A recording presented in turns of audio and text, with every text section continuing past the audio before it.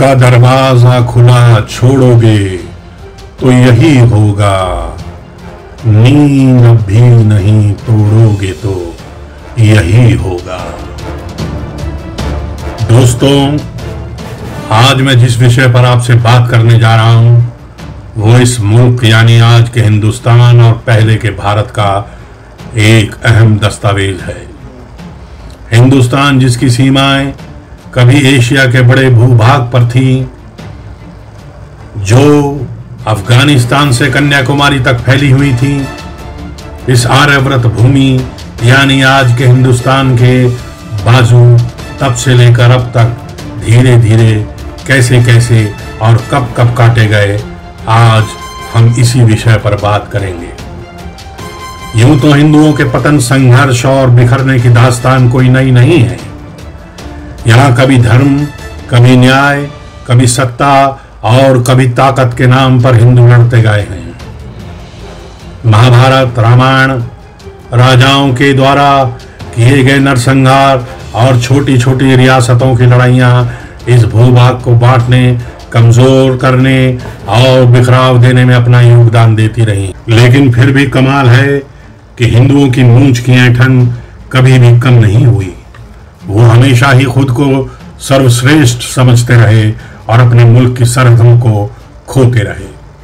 हिंदुस्तान पर विक्रमादित्य और चंद्रगुप्त मौर्य और महिरकुल के अलावा कभी भी कोई भी शासक पूर्ण रूप से या कहें पूरे भारत पर शासन नहीं कर सका। मुगलों द्वारा अफगानिस्तान को अलग कर देने के चलते अंग्रेज भी पूरे भारत पर शासन नहीं कर पाए। आइए अपने अतीत के उन पन्नों को पलट कर देखते हैं जहां भारत के टूटने, खून से लथपथ होने और बिखरने के निशान सदियों से चस्पा हैं।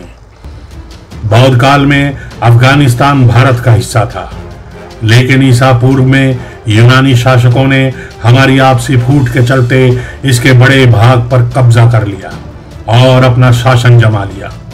हिंदू शांति और विश्व को परिवार मानने की अपनी नीति का नारा लगाकर चादर ओढ़कर सोते रहे। भारत के हिंदुओं की ढुलमुल सोच और जाति, पंथ, धर्म में बटे होने की कमजोरी को भांपकर बैक्ट्रिया के ग्रीक राजा, जिन्हें यवन भी कहा जाता है, भारत पर पहला बड़ा हमला कर दिया।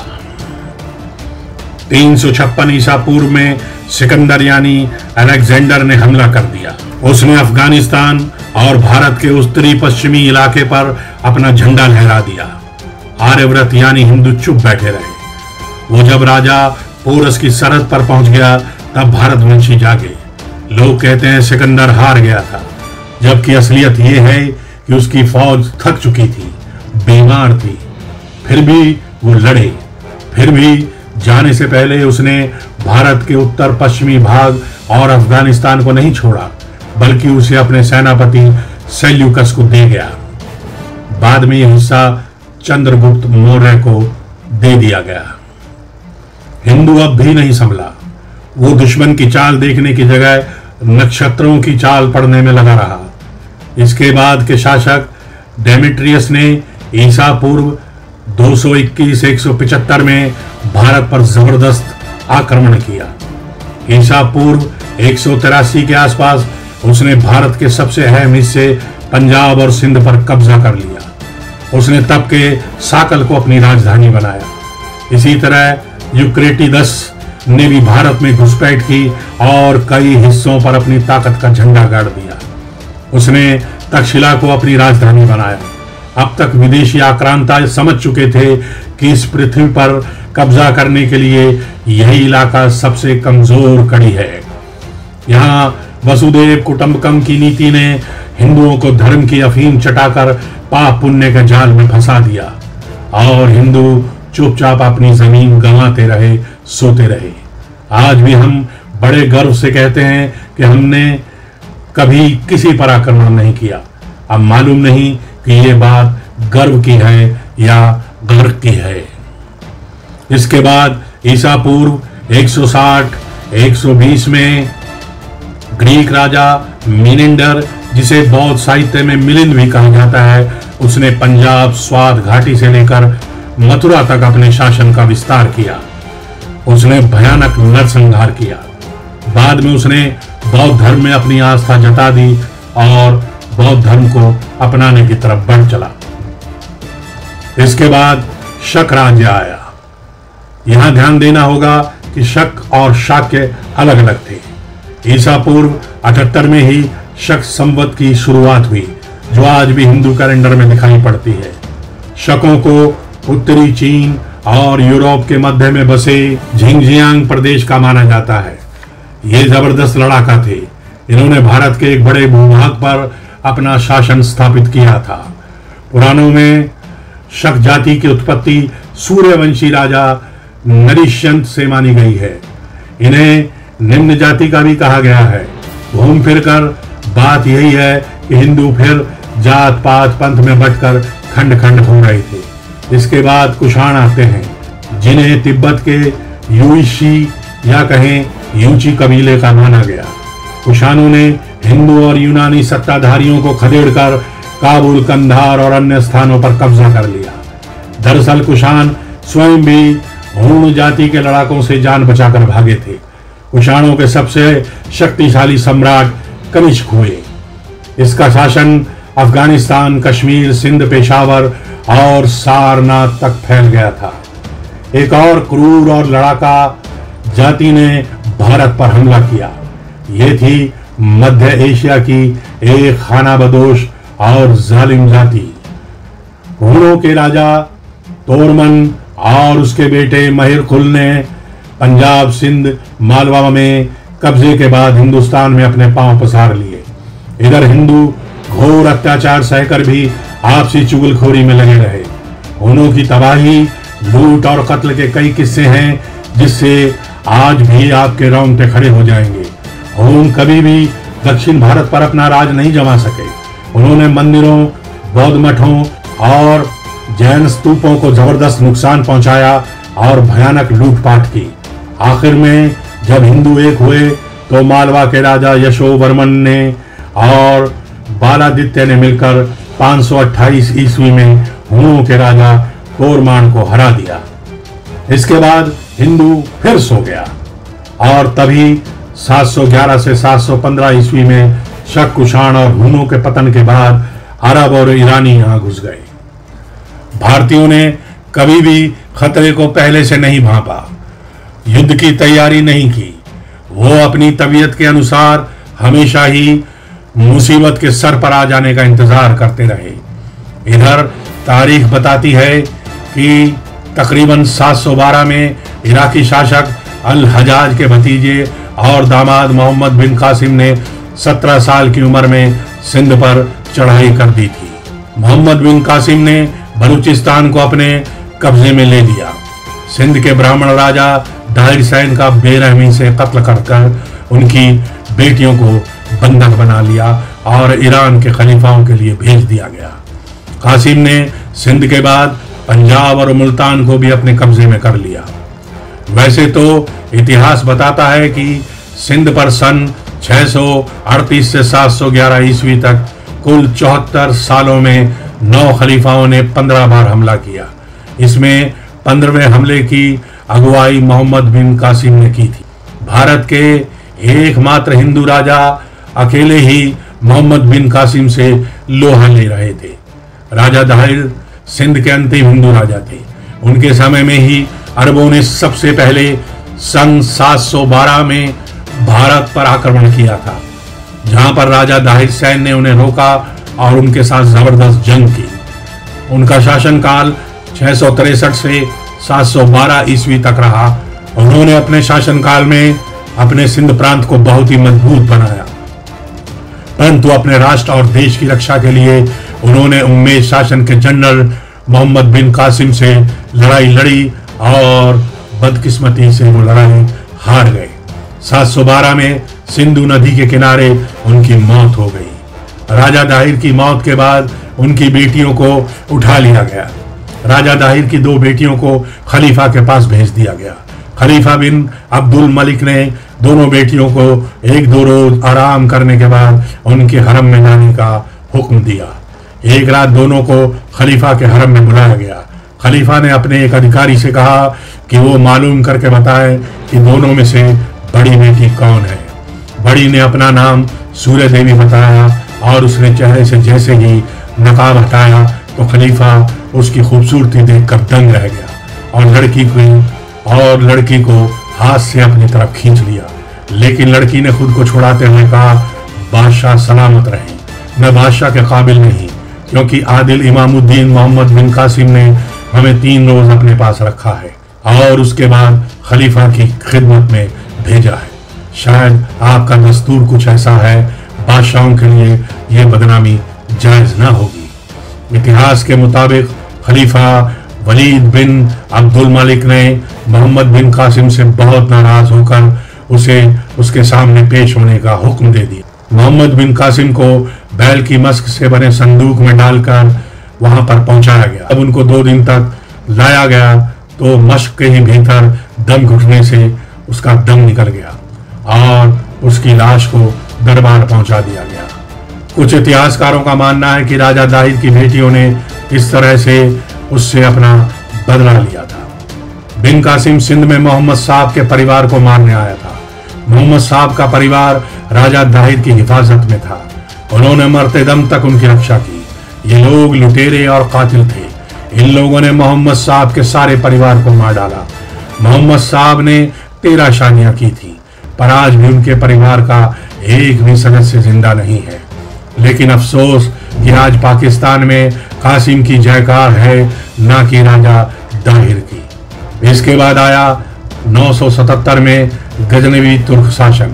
अरबों के बाद तुर्कों ने हिंदुओं के भारत पर हमला कर दिया। गजनवी ने इस्लाम के फैलाव और हीरे द्वारा सोना चांदी और हिंदू औरतों को हासिल करने के लिए भारत पर पहला जबरदस्त हमला किया। इसके बाद 1001 से 1026 ईस्वी के बीच उसने कुल 17 बार हमला किया। गजनवी का हमला हर तरफ हुआ। गजनवी के हमले के वक्त भारत के बड़े हिस्सों पर राजपूत राजाओं का शासन था, लेकिन अफसोस सब बटे हुए थे, इसीलिए गजनवी कामयाब होता चला गया। दूसरे हमले में महमूद ने जयपाल को हराया। जयपाल के पौत्र सुखपाल ने इस्लाम कबूल कर लिया तो उसे बख्श दिया गया। चौथे आक्रमण में भटिंडा के शासक आनंदपाल को पराजित किया गया। 5वें हमले में पंजाब फतह किया गया। 6ठे और 7वें हमले में नगरकोट और अलवर राज्य के नारायणपुर पर विजय प्राप्त की गई। आनंदपाल को हराया और वो वहां से भाग गया। आनंदपाल ने नंदशाह को अपनी नई राजधानी बनाया तो वहां पर भी गजनवी ने नवा हमला कर दिया। नंदशाह पर तुर्कों ने जबरदस्त लूटपाट ही नहीं की, बल्कि यहाँ की महिलाओं को अगवा भी किया। महमूद ने 11वां आक्रमण कश्मीर पर किया, जहाँ का राजा भीमपाल और तिरनोचलपाल था। इसके बाद 12 नंबर पर महमूद ने कन्नौज पर आक्रमण किया। उसने बुलंदशहर के शासक हरदत्त को पराजित किया।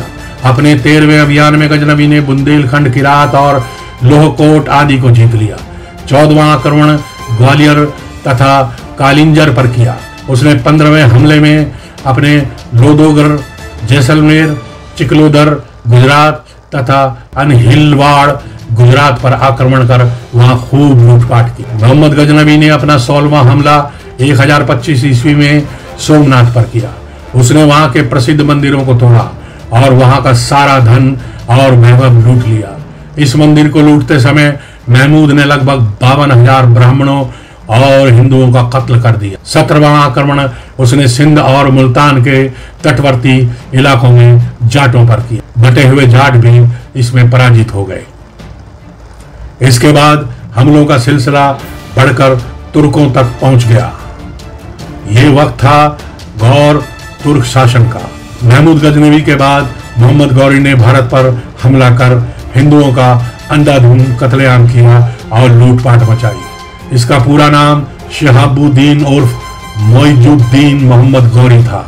भारत में तुर्क साम्राज्य की स्थापना करने का तमगा मोहम्मद गौरी को ही जाता है। 1191 ईस्वी में उसका युद्ध पृथ्वीराज चौहान से हुआ। इस युद्ध में मोहम्मद गौरी को बुरी तरह पराजित होना पड़ा।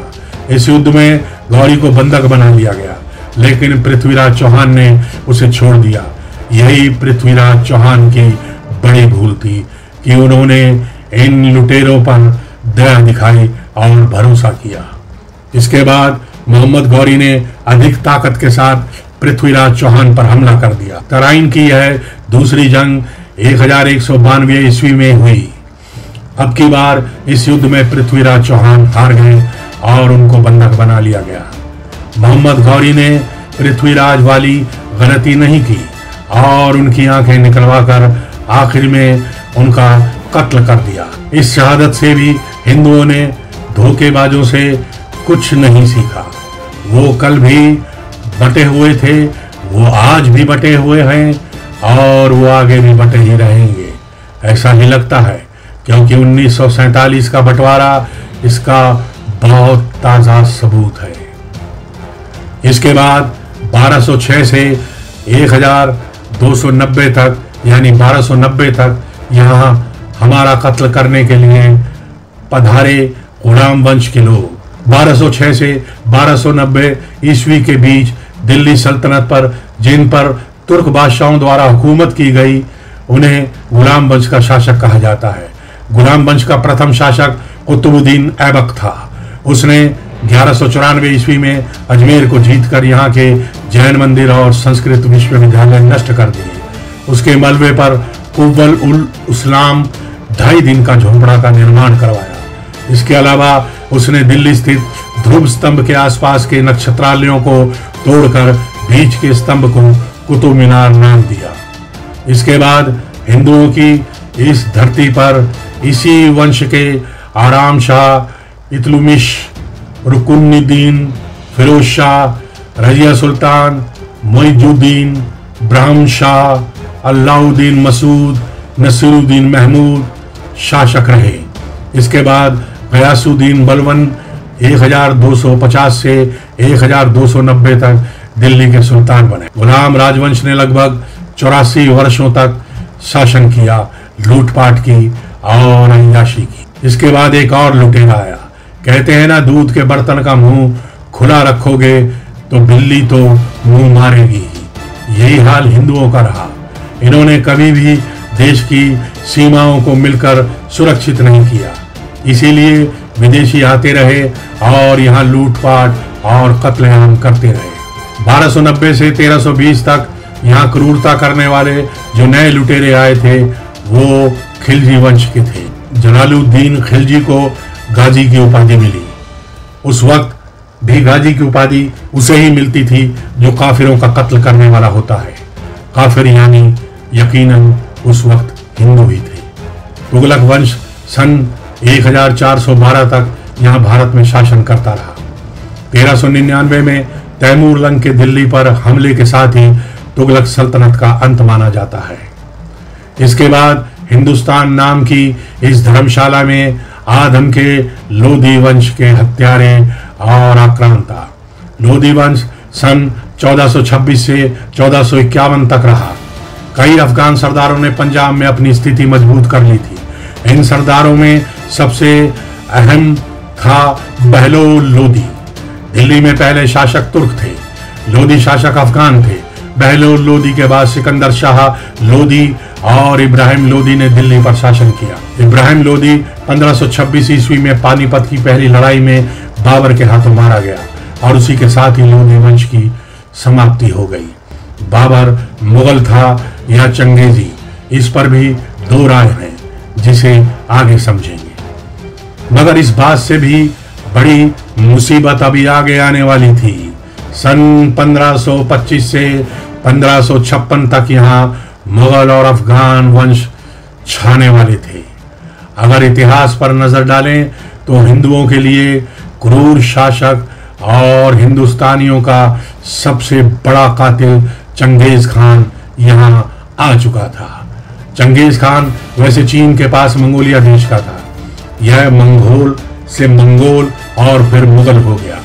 उसके बाद तैमूर लंग शासक बनना चाहता था। वह चंगेज का वंशज होने का दावा करता था, लेकिन असल में वह तुर्क था। सन 1211 और 1236 ईस्वी के बीच भारत की सरहद पर मंगोलों ने कई आक्रमण किए। मध्य एशिया के मंगोल लोग भी इस बीच मुसलमान हो चुके थे और तैमूर खुद भी मुसलमान था। तैमूर मंगोलों की फौज लेकर आगे बढ़ा और उसका कोई मुकाबला कहीं किसी ने नहीं किया। दिल्ली में वो 15 दिन रहा और उसने जमकर यहाँ के हिंदुओं की और मुसलमानों दोनों की ही हत्याएं की। बाद में वो कश्मीर को लूटता हुआ वापस समरकंद लौट गया। इसके बाद आए इस काली रात के सबसे बड़े प्रहर, यानी आपके यहाँ कत्लो गारत मचाने वाले एक नए आक्रांता।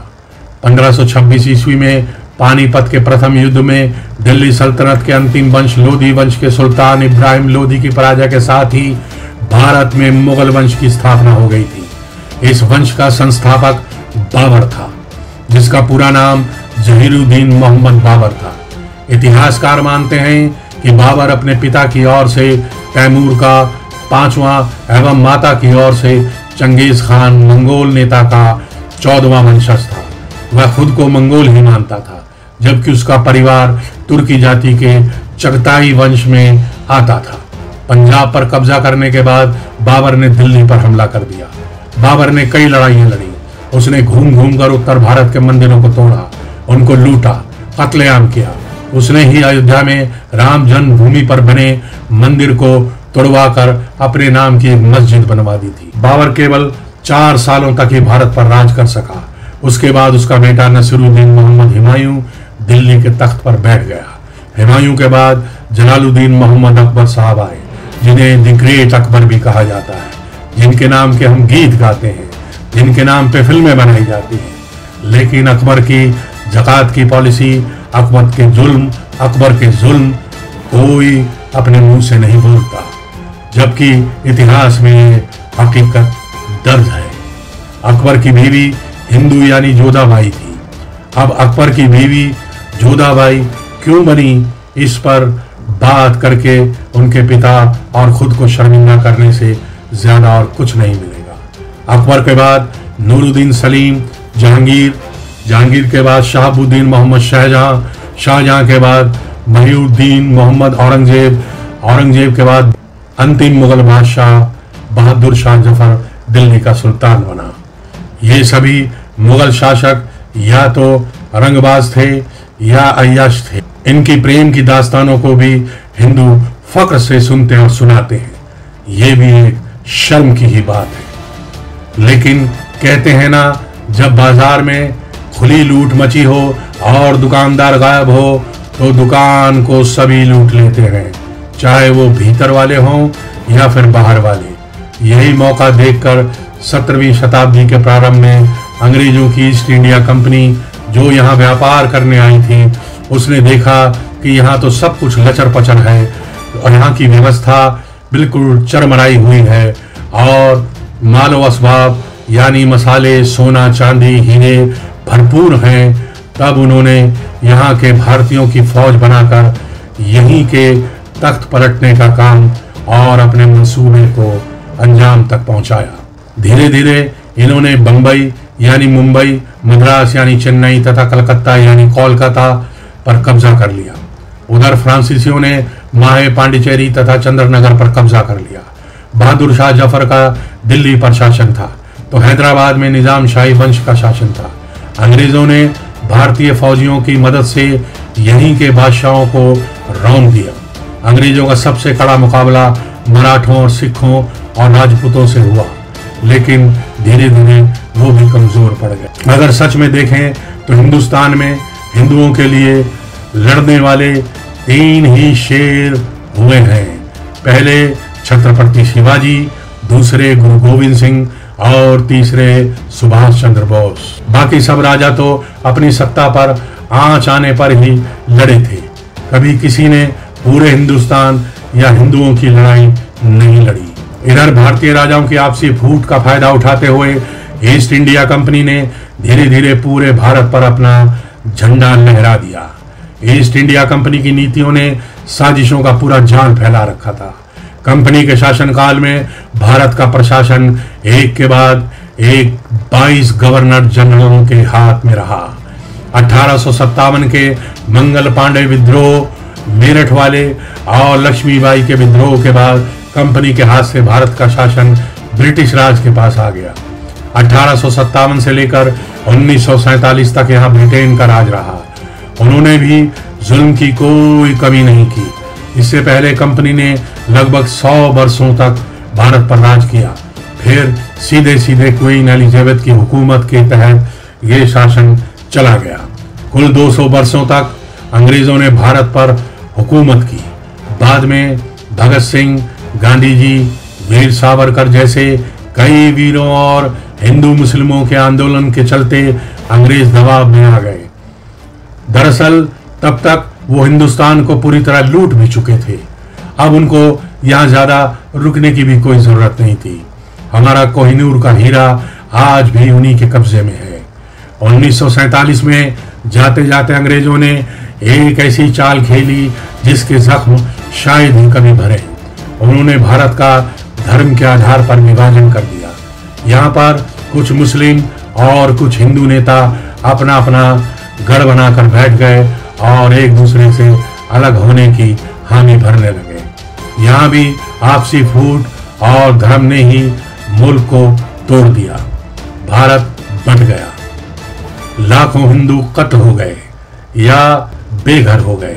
पाकिस्तान में हिंदुओं की बेटियों को अगवा करके जबरदस्ती उन्हें इस्लाम धर्म कबूल करवा दिया गया। मगर तब भी हिंदुओं का ज़मीर नहीं जागा। वो आज फिर उसी झूठे सपनों की दुनिया में उड़ान भर रहे हैं।